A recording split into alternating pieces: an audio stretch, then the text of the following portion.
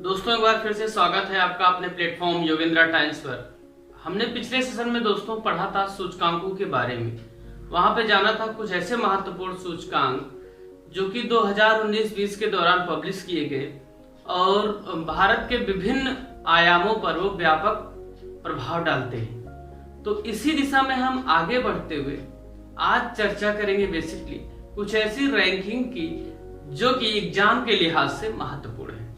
दोस्तों जो सबसे पहले हम रैंकिंग चर्चा करने जा रहे हैं वो है आपकी freedom in the world report. एक जारी हुई है freedom in the world report. हमने पिछले सेशन में ही बताया था आपको उन रैंकिंग्स या इंडेक्स पर बल देना है, पढ़ना है, याद करना है जो कि एग्जाम के लिहाज से आपको महत्वपूर्ण लगी। अब इसको कैसे जानेंगे? इसको जानने के लिए सीधा से फंडा है कि आप उस रैंकिंग को ये सोचकर पढ़ें कि क्या इसका योगदान है देश या दुनिया के बारे में, क्या ये बताती है। अगर कुछ ऐसी चीजें बताती हैं जो बेहद महत्वपूर्ण है, स्वास्थ्य शिक्षा से संबंधित है या सुरक्षा संबंधित है, प्रशासन संबंधित है, इस तरीके की चीजें हैं तो आप उनको तुरंत याद करें। तो हम जो अभी पढ़ रहे हैं वो है फ्रीडम इन द वर्ल्ड। आप सोचिए कि पूरी दुनिया में स्वतंत्रता के बारे में एक रिपोर्ट पब्लिश हुई है कि दुनिया के जो विभिन्न देश हैं उनमें स्वतंत्रता की क्या स्थिति है। ठीक है भैया। तो इसमें जो सबसे पहले स्थान पर देश है वो कौन सा है? फिनलैंड। फिनलैंड, इसको याद रखिएगा। ये सबसे ज्यादा यहाँ पे क्या है? स्वतंत्रता है। ठीक। नॉर्वे और स्वीडन इसी के साथ ये भी रैंकिंग में स्थान साझा करते हैं, अर्थात 3 देश पहली रैंकिंग पर है। कौन कौन? फिनलैंड, नॉर्वे और स्वीडन। ठीक है। भारत की रैंक क्या है? 83वीं रैंक है। कुल कितने देश शामिल हैं? 193। इस बात को आप थोड़ा सा ध्यान में रखिएगा। अब देखिए, जैसा कि मैंने बताया कि freedom in the world report है, अर्थात दुनिया में स्वतंत्रता के जो पैमाने हैं, जो स्थान हैं, उसको नजर में रखते हुए रिपोर्ट को पब्लिश किया गया। इसमें जो रिपोर्ट ये पब्लिश की गई है वो है आपका फ्रीडम हाउस, ये अमेरिका में स्थित है, इसी के द्वारा इस रिपोर्ट को पब्लिश किया गया। देखिए मामला क्या है, ये रिपोर्ट इस बेस पर है कि किसी कंट्री विशेष में लोगों को अपने विचारों को व्यक्त करने की या यूं कहें अभिव्यक्ति की आजादी की कितनी स्वतंत्रता है। तो इनको ऐसा लगता है कि भारत में बहुत कम स्वतंत्रता है, इसीलिए इन्होंने क्या रख दिया है? 83वें स्थान पर रख दिया है। जबकि आप स्वयं भी इस बात से अवगत है कि भारत में बोलने की बहुत ज्यादा स्वतंत्रता है, परंतु कुछ ऐसे मामलों में देखा गया है कि जहां पर विभिन्न राजनीतिक दलों द्वारा समय समय पर हमेशा विधि का विधान रहा है यहाँ पर कि उसका गलत इस्तेमाल किया जाता है अपने विरोधियों की आवाज को दबाने के लिए। परंतु हमारे यहाँ ये भी एक रहा है कि हम भारत के खिलाफ भी आवाज को बखूबी सुनते रहते हैं। ठीक है भैया।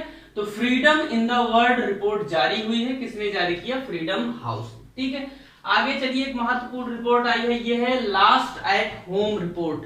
कौन कौन से ऐसे लोग हैं जो घर से बेघर हो चुके हैं? लास्ट एट होम रिपोर्ट जारी हुई है 2020। ठीक है। इसको थोड़ा दिमाग में रखिए, जारी की गई है किसके द्वारा? यूनिसेफ द्वारा। इसको याद रखिएगा, यूनिसेफ ने जारी किया। आपका दिमाग कभी नहीं जाएगा कि यूनिसेफ ऐसी रिपोर्ट जारी कर सकता है। अब देखिए है क्या कि युद्ध, आतंकवादी घटनाएं, जातिवादी घटनाएं, प्राकृतिक आपदाओं के कारण समय समय पर विभिन्न देशों से बड़े मात्रा में लोग क्या करते रहते हैं? पलायन करते रहते हैं। ठीक है।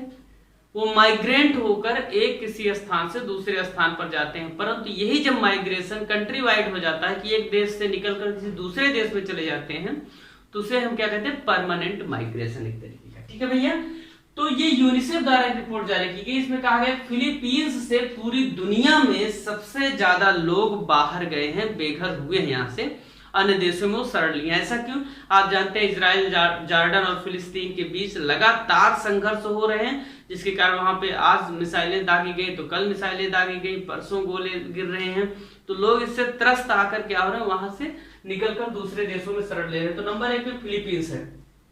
अगर आपसे ऐसा पूछे लास्ट एट होम रिपोर्ट में नंबर 1 पे कौन है, तो आप जान लेंगे दुनिया में सबसे ज्यादा, अगर आप समाचार थोड़ा सा भी पढ़ रहे हैं, कहीं पर न्यूज देख रहे हैं, तो सबसे ज्यादा जो इस तरीके का तनाव है ईसाइयों और यहूदियों और वहां पे इस्लाम, 3 धर्म लेकर अपने आपस में कन्फ्लिक्ट हो रहा है वहां पर। तो सबसे ज्यादा लोग फिलीपींस से निकल रहे हैं। दूसरे नंबर पर पूरी दुनिया में बांग्लादेश है, तीसरे नंबर पे चाइना है। इस बात को थोड़ा सा दिमाग में रखिएगा कि सबसे ज्यादा जो लोग निकल रहे हैं फिलीपींस से निकल रहे हैं, दूसरे नंबर पे बांग्लादेश से। बांग्लादेश में है क्या, वहां पर कुछ राजनीतिक गतिविधियां इस तरीके की हैं कि लोग संघर्षों के कारण बाहर जा रहे हैं। चाइना में क्या है भैया, चाइना में यह है कि आप देख रहे हैं उइगर मुस्लिमों के प्रति जिस तरीके की उसकी रणनीति है, तिब्बतियन के प्रति जिस तरीके की उसकी रणनीति है, हांगकांग या ताइवान के ऐसे लोग जो सरकार के खिलाफ जरा सा भी बोल देते हैं, उनके खिलाफ जो रणनीतियां हैं उससे क्रुद्ध होकर लोग क्या कर रहे हैं, यहाँ से बाहर जा रहे हैं। लेकिन चिंता का विषय एक ये है कि चौथे नंबर पर भारत है। भारत में माना जा रहा है जातिवादी जो धार्मिक इस तरीके की घटनाएं हैं वो बढ़ रही हैं और इसके कारण से लोग माइग्रेट कर रहे हैं, ऐसा ये मानते हैं। ठीक है, तो इनकी रिपोर्ट के अनुसार यूनिसेफ की भारत चौथे नंबर पर, ये बहुत ज्यादा महत्वपूर्ण है, इसको आप दिमाग में रखिएगा। ठीक है, एक चीज और क्लियर करते हैं आपके शिक्षा के क्षेत्र में, थोड़ा सा आगे बढ़ते हैं। क्यूएस वर्ल्ड यूनिवर्सिटी रैंकिंग, दुनिया में जो टॉप 500 रैंकिंग्स दी गई यूनिवर्सिटीज की उसको जारी की गई है। आप भी जान लीजिए आपके देश के कौन कौन से यूनिवर्सिटीज हैं जिनको यहाँ पर रैंक दी गई है। सबसे पहले ये मैसाचुसेट्स इंस्टीट्यूट ऑफ टेक्नोलॉजी है, इसको 100 में से 100 नंबर दिए गए हैं। इसकी परफॉर्मेंस बहुत अच्छी है, ये अमेरिका में स्थित है मैसाचुसेट्स। ठीक है, इसको दिमाग में रखिएगा। दूसरे नंबर पे जो है स्टैनफोर्ड यूनिवर्सिटी है, इसको याद रखिएगा, ये 99 अंक के आसपास इसने ऑब्टेन किया है और ये भी कहां पे स्थित है, अमेरिका में ही स्थित है। इसका नाम क्या है, स्टैनफोर्ड यूनिवर्सिटी। देखिए होगा क्या कि वहां आपसे पहली तो पूछ सकता है रैंकिंग, लेकिन ये भी हो सकता है इसके कि दूसरी रैंकिंग पूछने के साथ साथ वो आपसे पूछ ले कि फला कोई यूनिवर्सिटी किस देश में स्थित है। स्टैनफोर्ड याद रखिएगा अमेरिका में स्थित है, सामान्यतः इसका नाम आप नहीं सुनते हैं। ठीक है, आगे चलते हैं। हार्वर्ड यूनिवर्सिटी बहुत ज्यादा चर्चा में रहती है, आपके दिमाग में फला फला आपके कई ऐसे राजनीतिक नेता हैं जो आपके यहाँ इस समय सत्ता आसीन है, साथ ही साथ या विपक्ष में भी है, तो यहाँ से पढ़ के आए हैं। हार्वर्ड यूनिवर्सिटी ये भी अमेरिका में स्थित है, तीसरे स्थान पर है। तो आप देखेंगे जो दुनिया की 500 यूनिवर्सिटीज हैं उनमें जो टॉप 3 यूनिवर्सिटीज हैं तीनों अमेरिका की हैं और भारत की कोई भी यूनिवर्सिटी 150 की जो शुरुआत यूनिवर्सिटी है उसमें शामिल नहीं है। जो भारत की सबसे अच्छी यूनिवर्सिटी है वो है IIT मुंबई, 172वीं रैंक है। बस यही एक याद रखिएगा, लिखने को सब लिख दिया गया है। IIT मुंबई 172वीं रैंकिंग है। क्यूएस इंडिया रैंकिंग अगर पूछे आपसे कि क्यूएस जो यूनिवर्सिटी रैंकिंग जारी की गई है उसमें भारत की सबसे अच्छी यूनिवर्सिटी कौन सी है, तो आपको क्या बताना है, IIT मुंबई। ठीक है भैया, अब थोड़ा सा इसको जो लिखा गया इसमें आपसे इंपॉर्टेंट क्या है, उत्तर प्रदेश से संबंधित अगर कोई आप परीक्षा दे रहे हैं तो कानपुर इकलौता यहाँ पे शामिल है, IIT कानपुर। ठीक है, इसको थोड़ा ध्यान में रखिएगा। और इंडियन इंस्टीट्यूट ऑफ साइंस ये बेंगलुरु में स्थित है, ये भी इसमें शामिल है। बाकी आपको कुछ यहाँ पे पढ़ना नहीं है। ठीक है, याद आपको क्या रखना है, MIT Massachusetts institute of technology ये पहले स्थान पर है और भारत की तरफ से IIT मुंबई 172वें नंबर पे, अर्थात भारत की पहली है। ठीक है भैया, आगे चलते हैं। इंडिया रैंकिंग 2020 जारी की गई है। अब ये है क्या, ये भारत के आपस में जितने भी इस तरह के संस्थान हैं जो विज्ञान से संबंधित हैं या जो आपकी, तो अब की बार इसमें एक खासियत ये की गई है, आपसे पूछा सकता है कि दंत चिकित्सा को भी इसमें शामिल कर दिया गया है। तो इस तरीके के जितने भी इंस्टीट्यूशन है उनकी क्या की गई है, एक रैंकिंग क्यों दी जाती है, आपसे पूछा जा सकता है। देखिए कभी भी जैसे आप एग्जाम भी देते हैं कोई, मान लीजिए अब तो आप एस्पिरेंट्स हैं, इसके पहले आप जो थे स्टूडेंट थे। स्टूडेंट और एस्पिरेंट में अंतर होता है, स्टूडेंट पास होता है first division, second division, third division. Aspirant कभी first division, third division, second division pass नहीं होता, वो सिर्फ परीक्षा को क्लियर करता है या तो नहीं क्लियर करता है। ठीक है, तो आप देखेंगे कि रैंकिंग जो दी जाती है वो प्रतिस्पर्धा को बढ़ाने के लिए दी जाती है, जिससे होगा क्या कि आप जब देखेंगे कि आपके पड़ोस का कोई एक इंस्टीट्यूट टॉप फर्स्ट मार्क पा रहा है या सेकंड रैंकिंग पा रहा है या थर्ड रैंकिंग, तो आप भी अगर 10वें, 12वें, 15वें, 20वें नंबर पे हैं तो आपको भी ये लगेगा कि हमको भी मेहनत करके क्या करनी चाहिए, पहली रैंक लानी चाहिए। ठीक उसी तरीके जैसे बगल से चाचा का लड़का क्या हो जाए, मान लीजिए नायब तहसीलदार हो गया और आप क्या है लेखपाल की तैयारी कर रहे हैं, तो आपको भी लगता है हम भी नायब तहसीलदार बने। उसी तरीके से इसीलिए रैंकिंग जारी की जाती है। तो पहली बार इसमें क्या किया गया, दंत चिकित्सा को शामिल किया गया। अब इसमें है क्या, इसको आप किताब में जब पढ़ेंगे तो ये बहुत सारे संस्थानों को इसमें शामिल किया गया, लेकिन आपको जो पढ़ना है सिर्फ एक पढ़ना है कि IIT मद्रास को संस्थान की जो कैटेगरी है उसमें पहले स्थान पे रखा गया है। ठीक है, और अगर आपसे पूछे कि भारत में सबसे अच्छा विश्वविद्यालय कौन सा है, तो भारतीय विज्ञान संस्थान बेंगलुरु, जिसी को अभी मैंने कहा था IISc। ठीक है, इसको याद रखिएगा। ये टॉप जो 500 यूनिवर्सिटीज है उसमें भी शामिल है। ठीक है, आइए चलिए आगे बढ़ते हैं। सिपरी एक रिपोर्ट है, इससे संबंधित आप वीडियो के लिए हमारे डिस्क्रिप्शन बॉक्स में दिए गए लिंक पर भी क्लिक कर सकते हैं। सिपरी एक ऐसी संस्था है जो परमाणु हथियारों से संबंधित जितनी भी संधियां हैं, जितने भी समझौते हैं और उनका विभिन्न देशों द्वारा किस तरीके से पालन किया जा रहा है, परमाणु हथियारों की संख्या क्या है, उनके उपयोग की संभावना क्या है, इन सब चीजों पर नजर रखती है। तो इसने एक रिपोर्ट जारी किया है। रिपोर्ट में इसने ये कहा है कि दुनिया में हथियारों की स्थिति पर क्या है, उसकी पूरी डिटेल इसने जारी की है। याद रखिएगा, सिपरी आपसे पूछ सकता है, तो सिपरी जो है इसका मुख्यालय स्टॉकहोम, इसको याद रखिए स्टॉकहोम से स्टार्ट ही होता है, एस से है। ठीक है, और इसकी स्थापना 1966 में हुई थी, क्योंकि ये बहुत ज्यादा चर्चा में आपसे पूछ सकता है। देखिए यहाँ आपसे पूछेगा क्या, ये जानना जरूरी है, क्योंकि जो ये रिपोर्ट देते हैं आप देखेंगे लगभग जो आपके पास तक करंट अफेयर के माध्यम जाती है वो 2 पेज की जाती है, और 2 पेज से मुश्किल हिसाब से 1 लाइन पूछेगा वो, ठीक है ना, या 2 लाइन पूछेगा। तो आपको पढ़ना क्या है, बेसिकली आपको ये जानना है जिस तरीके से पूरी दुनिया में हथियारों को लेकर होड़ मची हुई है। अमेरिका भारत के पास इसलिए आ रहा है क्योंकि उसको हथियार बेचना है। रूस इसलिए मित्रता साबित कर रहा है क्योंकि उसको भी हथियार बेचना है। फ्रांस इसलिए राफेल दे रहा है क्योंकि उसका काम हो रहा है हथियार बेचने, बाकी मुद्दों सपोर्ट करेगा। तो मुद्दा क्या है, हथियारों का है। ठीक है, तो आपसे पूछ सकता है दुनिया में कौन सा ऐसा देश है जो सबसे ज्यादा हथियार बेच रहा है। ठीक, आप भी जानेंगे, ये सब कुछ ऐसी रिपोर्ट्स होती हैं जिनके माध्यम से आप, जैसे मैंने पहले सेशन में आपको बताया था कि आप हर जिस भी राज्य के हैं आप उस राज्य का बजट देखें और साथ ही साथ यूनियन बजट, जो संघ का बजट, केंद्र सरकार का बजट होता है, उसको भी देखिए। इससे आपको पता चलेगा कि हमारे देश की स्थिति क्या है, कितने घाटे में, कितने फायदे में, कौन कौन सी योजनाएं चलाई जा रही। तो देखिए भैया, जो सबसे ज्यादा एक्सपोर्ट हो रहा है, एक्सपोर्ट जो कर रही कंट्री वो है अमेरिका। ये दुनिया में सबसे ज्यादा हथियार दे रहे। ठीक है, दूसरे नंबर कौन है, रशिया। तीसरे नंबर पर कौन है, फ्रांस। ठीक, इसको आप याद रखिए, अमेरिका, रशिया और फ्रांस। ये क्या कर रहे हैं, हथियार पूरी दुनिया में सबसे ज्यादा बेचने वाले देश हैं। ठीक, ये क्लियर हुआ। सबसे ज्यादा खरीद कौन कर रहा है, इंपोर्ट कौन कर रहा है, ये बहुत ज्यादा महत्वपूर्ण है। पहले नंबर पे आ गया इस समय सऊदी अरब। इसको पता नहीं क्या हो गया, लगातार हथियार खरीद रहा है। इसका एक बड़ा कारण यह है कि इस्लामिक कंट्रीज में अपना दबदबा बनाना चाहता है। दूसरी बात, जिस तरीके से फिलिस्तीन, इजराइल और जॉर्डन को लेकर विवाद है, उधर ईरान इराक को लेकर विवाद है, तो इन सब विवादों पर कहीं न कहीं ये अपना दबदबा स्थापित करने के लिए बहुत ज्यादा हथियार खरीद कर रहा है।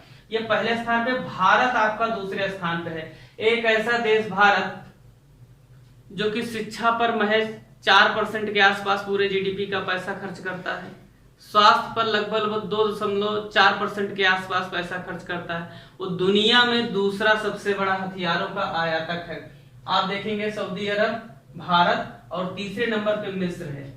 तो इन देशों में आप देख रहे होंगे कोरोना के समय क्या स्थितियां हैं, क्योंकि ये दिन भर क्या कर रहे हैं, सिर्फ हथियार ही खरीद रहे हैं। ठीक है भैया, आयातक में याद रखिएगा। अब देखिए भारत, अब पर्टिकुलर जब आप इंडिया में रह के इंडिया का पेपर दे रहे तो आपसे क्या पूछेगा, इंडिया से संबंधित चीजों को पूछेगा कि इंडिया किससे सबसे ज्यादा खरीद रहा है। तो आपका भारत जो सबसे ज्यादा हथियार खरीदता है, किससे, रसिया से। यही कारण है कि रसिया हमेशा भारत के साथ रहता है। ठीक है, दूसरे नंबर किससे है, इजराइल से। इजराइल भी देखते हैं बाकायदे सपोर्ट कर रहा है। और आप देख रहे हैं राफेल डील फ्रांस से हुई है। तीसरे नंबर कौन है, फ्रांस। तो आप याद रखिएगा इस बात को, भारत जो सबसे ज्यादा खरीदता है वो रसिया, इजराइल और फ्रांस है। चौथे नंबर पे जर्मनी है। ठीक है ना, हथियारों के एक्सपोर्ट में। ठीक है, अगर हथियारों के एक्सपोर्ट में हम देखें तो पहले स्थान पे अमेरिका है, दूसरे स्थान पे रसिया है और तीसरे स्थान पे, ये बहुत ज्यादा महत्वपूर्ण है, आप इसको याद रखिएगा। ठीक है ना, फ्रांस यहाँ पे तीसरे स्थान पे है और भारत से भी पहले तीसरे स्थान पे। ठीक है, आगे देखिए एक रैंकिंग जारी हुई है कि दुनिया का जो सबसे ज्यादा एनर्जेटिक सिटी है, एनर्जेटिक सिटी का आशय ये होगा जो सबसे ज्यादा उद्यमिता को बढ़ावा दे रहा है, वो आपका है हैदराबाद। तो कोई जरूरी नहीं एक लाइन सीधे भी पूछ सकता है। ठीक है, या हैदराबाद से संबंधित अन्य भी वो आपसे करंट या जीएस से संबंधित क्वेश्चन को पूछ सकता है। जैसे हैदराबाद किस नदी के किनारे बसा हुआ, आपसे बहुत ज्यादा पूछा जाने वाला प्रश्न, इसको याद रखिएगा। मूसी नदी के किनारे बसा हुआ एक शहर है। आप जानते हैं कि हैदराबाद किसकी राजधानी है, तेलंगाना की राजधानी है। और आंध्र प्रदेश की जो राजधानी बनाई जा रही है, अमरावती बनाई जा रही है। ठीक है, अमरावती लौह उत्पादन के लिए फेमस थी प्राचीन काल में। जब हम पढ़ेंगे हिस्ट्री के सेशन में तो उसमें देखेंगे अमरावती लोहे के उत्पादन के लिए जानी जाती थी। और आप इतिहास में पढ़ेंगे, एक होता था इक्ष्वाक वंश जो दक्षिण भारत में फैला हुआ था, वहां की ये राजधानी थी। तो कोई छोटी मोटी जगह नहीं, इसको आप ध्यान में रखिएगा। ठीक है भैया, आगे चलते हैं। विश्व जल विकास रिपोर्ट जारी हुई है। मैंने पिछले एक सेशन में बात की थी आपसे पानी को लेकर, तो आप यहाँ पे देख सकते हैं। ठीक है, इसको थोड़ा ज्यादा हम पढ़ेंगे। देखिएगा, यूनाइटेड नेशन की एक ब्रांच है जो पानी से संबंधित सारे अध्ययन को करती है, उसी ने इसको जारी किया है यूएन वाटर नाम से। जहां भी यूएन लिखा है उसका मतलब क्या है, यूनाइटेड नेशन। उसके हमने वाटर अपना क्या है वो लगाए रहते हैं। ठीक है, इसकी जो थीम है वाटर एंड क्लाइमेट चेंज, इसको आप याद रखिएगा थोड़ा सा। अब ये कह क्या रहे हैं, आपके लिए सबक हो सकता है। कह रहे हैं दुनिया के 2.2 बिलियन लोग, अर्थात लगभग 2.5 अरब लोग ऐसे हैं जिनको सुरक्षित पानी नहीं मिल रहा है। ठीक है, सुरक्षित पानी नहीं मिल रहा है। 2.5 अरब लोग अर्थात 250 करोड़ लोग, ठीक है, पानी नहीं पा रहे साहब।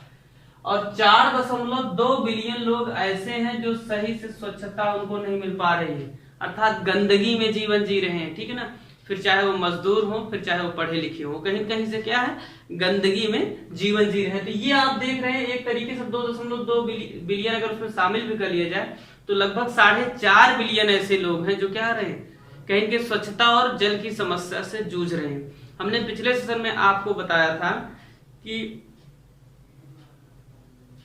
दक्षिण अफ्रीका के बारे में आपने थोड़ा सा सुना होगा कि वहां के कुछ ऐसे शहर हैं जहां पे पानी की स्थिति क्या हो रही है, शून्य हो जा रही है। वहां पे जलस्तर खत्म हो जा रहा है एकदम से पानी।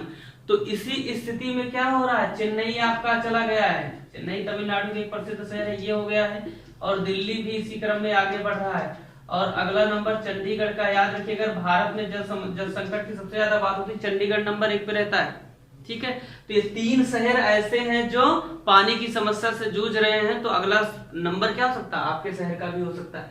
इसको आपको याद क्या रखना है, विश्व जल विकास रिपोर्ट में आपको कुछ नहीं याद रखना, बस किसके द्वारा जारी की जाती है, यूएन वाटर द्वारा जारी की जाती है, थीम क्या है। और साथ ही साथ अब यहाँ से घुमा कर वो क्या पूछ सकता है, जल दिवस आपसे पूछ सकता है। जल दिवस कब मनाया जाता है, 22 मार्च को। ठीक है, इसको आप याद रखिएगा, 22 मार्च को। देखिए 3 सीक्वेंस आते हैं। 20 मार्च को क्या है, वर्ल्ड हैप्पीनेस डे और विश्व गौरैया दिवस भी है। ठीक है, स्पैरो गौरैया दिवस, ठीक है ना, 20 मार्च को। 22 मार्च को आप जान ही रहे जल दिवस है, और 22 अप्रैल को पृथ्वी दिवस है। इसको थोड़ा सा दिमाग में रखिएगा। ठीक है, मार्च मतलब क्या है, मार्च मतलब मिर्च। क्या, मिर्च। मिर्च जब आंख में लगेगी क्या यूज करेंगे आप, पानी, क्योंकि कंफ्यूजन होता है पानी। तो 22 मार्च को क्या होगा, पानी वाला। ठीक है भैया, आगे चलिए चलते हैं। वर्ल्ड एयर क्वालिटी रिपोर्ट जारी हुई है कि दुनिया में हवा की क्वालिटी क्या है। इसमें जो रिपोर्ट जारी हुई है ये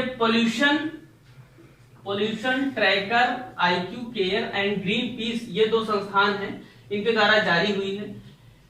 अब है क्या, इसमें ये बताया जा रहा है दुनिया में हवा की क्वालिटी क्या है, और जो लोग हवा ले रहे हैं उसका कितना प्रदूषण में योगदान है, और उन हवाओं का हमारे शरीर पर क्या इफेक्ट पड़ रहा है। तो बताया क्या गया भैया, आप ध्यान से सुनिएगा। बताया गया WHO जो क्वालिटी बताता है हवा की, उससे 500 गुना गंदी हवा हम ले रहे हैं। कितनी गुना, 500 गुना, 1-2 गुना नहीं। जितनी बताता है जितनी अच्छी हवा हमें लेनी चाहिए उसका 500 गुना गंदी, अच्छी नहीं गंदी हवा हम ले रहे हैं। ठीक है, कह रहे हैं दुनिया की जो सबसे ज्यादा प्रदूषित शहर हैं, वो बता देगा टॉप 30 देखा जाए कि टॉप 30 जो सिटीज है उसमें से 21 भारत और पाकिस्तान से है सिर्फ। ठीक है, और आप लिस्ट में देख ही पा रहे हैं जो नंबर 1 पे है वो कौन है, गाजियाबाद है।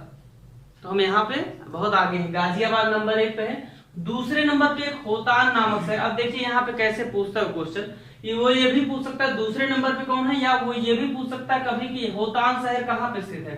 कहाँ है ये, चाइना में, इसको याद रखिएगा। ठीक है, तीसरे नंबर पे गुजरावाला, ये पाकिस्तान का शहर है। ठीक है, फिर 5वें पर आपका दिल्ली है, बहुत तरक्की किया है। 6वें पर क्या है, नोएडा है, और 7वें पर गुरुग्राम है। आप देख रहे हैं लगातार भारत के शहर क्या है, टॉप 7 में शामिल है।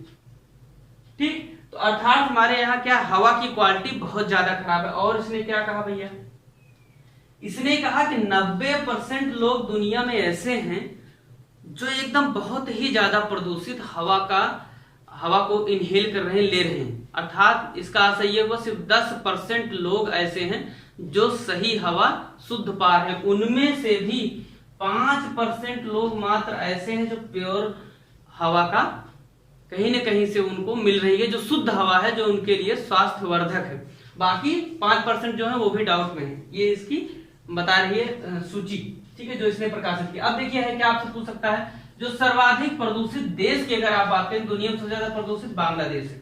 हमने एक चीज और पढ़ा था, बांग्लादेश से सबसे ज्यादा तीसरे नंबर पे क्या कर रहे हैं, माइग्रेट कर रहे हैं, दूसरे नंबर पे, इसको याद रखिएगा, बांग्लादेश। बांग्लादेश की राजधानी ढाका।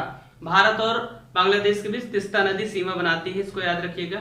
बांग्लादेश त्रिपुरा के साथ 0 डिग्री या 0 डिग्री सीमा रेखा बनाता है। तो बांग्लादेश यहाँ पे क्या प्रदूषित शहरों में पहले स्थान पे है, दूसरे स्थान पे पाकिस्तान है। भारत की रैंक आप देखिएगा 5वें स्थान पर भारत है प्रदूषित शहरों में, ठीक है, इस बात को थोड़ा सा दिमाग में रखिएगा। अब WHO की इस पूरी रिपोर्ट के बाद जो वर्ल्ड एयर क्वालिटी रिपोर्ट ये जारी हुई, इसमें ये कहा गया है कि कोरोना से ज्यादा खतरनाक क्या है, वायु प्रदूषण है।